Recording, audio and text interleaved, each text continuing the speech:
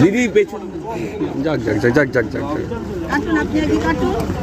আরে কি করছেন সামনে দিয়ে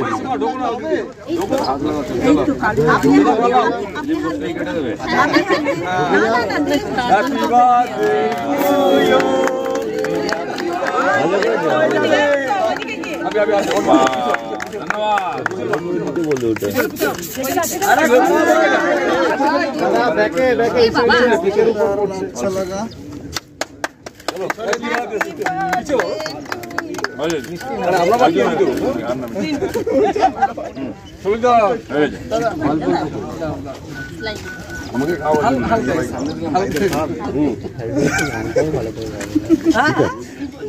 চলো এবার কেটে হয় খাও এবার কেক কাট আমি কেটে আচ্ছা এটা একটু কাটুন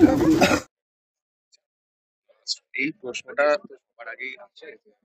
আজকের দিনটা এই যে জায়গায় আপনি এসে আছেন এই সেলিব্রেশনের মধ্যে আমরা দেখতে পাচ্ছি একদিন মোদির সঙ্গে আলাপ হয়েছে।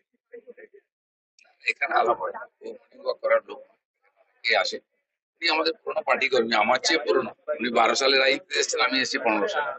এসেছেন তা নয়, সবার সঙ্গে দেখা হয়, দেখা সাক্ষাৎ হতো, আমার বাড়িতেও এসেছেন। তো বিয়ে করার ব্যাপারটা হঠাৎই এসছে পরিস্থিতির কারণে, আজটা হয়েও গেছে যথাসময়। জন্য অনেকে ভাবছেন যে ইকো পার্কে হাঁটলে বিয়ে হয়, সারা জীবন হাঁটলেও বিয়ে হবে না, বিয়ে হওয়ার যখন তখন হবে। দাদা, এর মধ্যে আজকে আপনি চলে যাচ্ছেন, অবশ্যই নিজস্ব কাজ আছে। এরপরে দলের মধ্যে একটা চাপার উত্তর ছিল, আমরা আগের পর্বে আবার এখন পরিস্থিতি যাই হোক, পরিস্থিতি পাল্টায়, যে পরিস্থিতির সঙ্গে পাল্টায় না লোকে তাকেই মনে রাখে। পরিস্থিতি পাল্টাবে কিন্তু দিলীপ ঘোষের মিশন কখনো পাল্টাবে না।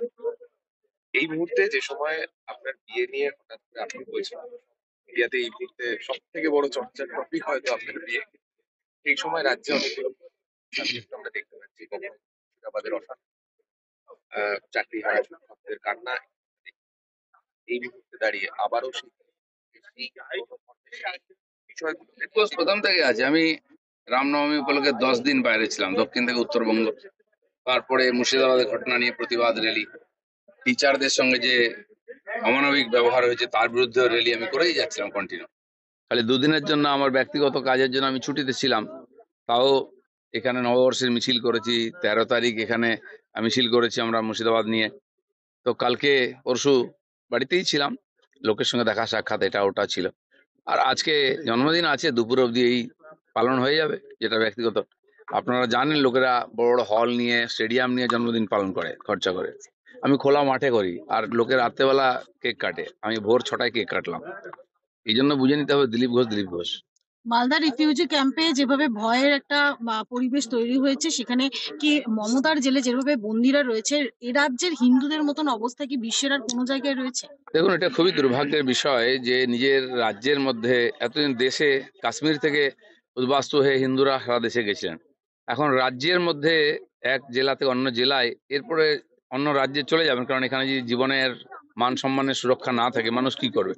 মমতা ব্যানার্জি এখানে ওখানে যাচ্ছেন, ঘুরছেন, গল্প করছেন, উল্টো দিকে যাচ্ছেন, ইমামদের সঙ্গে দেখা করতে পারছেন। আর এই ইমামরা যাদেরকে তাড়িয়ে দিয়েছে, ঘর ভাড়া করেছে, তাদের সঙ্গে দেখা করার সুযোগ নেই ওনার কাছে। এমনকি মিডিয়াকে যেতে দিচ্ছে না, আমাদের লোকেদের ত্রাণ দিতে দিচ্ছে না, আর তারা খেতে পাচ্ছেন না, থাকার ব্যবস্থা নেই, বাচ্চা কাচ্চা নিয়ে হাহাকার করছেন, বাড়িতে গরু ছাগল রেখে দিয়ে গেছেন, কবে ফিরতে পারবেন ঠিক নাই, আর তাদের প্রতি আমার কোনো সমবেদনাই নেই।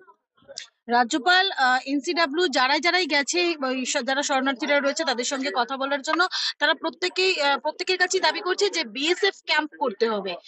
মুখ্যমন্ত্রী কি এ রাজ্যের যারা হিন্দুদের, রাজ্যপাল এর আগেও পীড়িতদের সঙ্গে দেখা করেছেন বিভিন্ন সময়, এবারও গেছেন, উনি ওনার দায়িত্ব পালন করেছেন, কিন্তু অ্যাডমিনিস্ট্রেশন যার হাতে আছে মমতা ব্যানার্জি, তার দিক থেকে কোনো সেরকম পদক্ষেপ দেখতে পাচ্ছি না। আজকে বিএসএফ, আমি যেদিন গন্ডগোল শুরু হয় 11 তারিখ জুম্মার সময়, আমি মালদা থেকে আসছিলাম, আমাকে পুলিশ আটকে ওখানেই একটা গেস্ট হাউসে বসিয়ে রাখে যে ক্লিয়ার হয়ে যাবে না। রাত 9টার পরে, 9:30 পর ওখান থেকে বেরিয়েছে। ততক্ষণ 4টের পর থেকে আমার কাছে ফোন আসতে আরম্ভ করে, বিএসএফ চাই, বিএসএফ চাই। ধুলিয়ান, সাজির মোড়, ডাক বাংলো, যেখানে যেখানে হিংসা হয়েছে, শমশেরগঞ্জ, যে বিএসএফ পাঠান।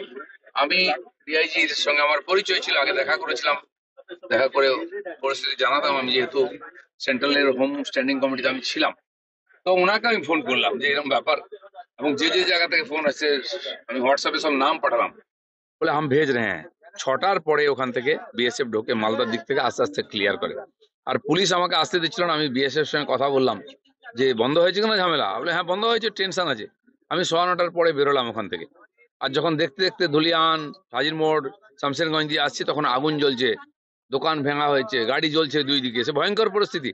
কিন্তু মমতা ব্যানার্জি তখন না বিএসএফ ডেকেছেন, না পুলিশ স্পেশাল ফোর্স পাঠিয়েছেন, মানুষকে পুরো এই ভেড়িয়াদের হাতে ছেড়ে দিয়েছিলেন। পরের দিন আমাদেরকে কোর্টে যেতে হয়, শুভেন্দু অধিকারী কোর্ট থেকে অর্ডার নিয়ে আসেন, তখন অফিসিয়ালি বিএসএফ সব জায়গায় যায়। এখন যদি বিএসএফ পুলিশের কাজ করবে, থানার চেয়ে জায়গায় জায়গায় পোস্ট বসাতে হয়, তাহলে পুলিশ আছে কেন, সরকার আছে কেন? তাহলে তো আমরা যেটা দাবি করছি 355, 356 ওটাই লাগু করা হোক, মানুষের ওতেই ভরসা আছে।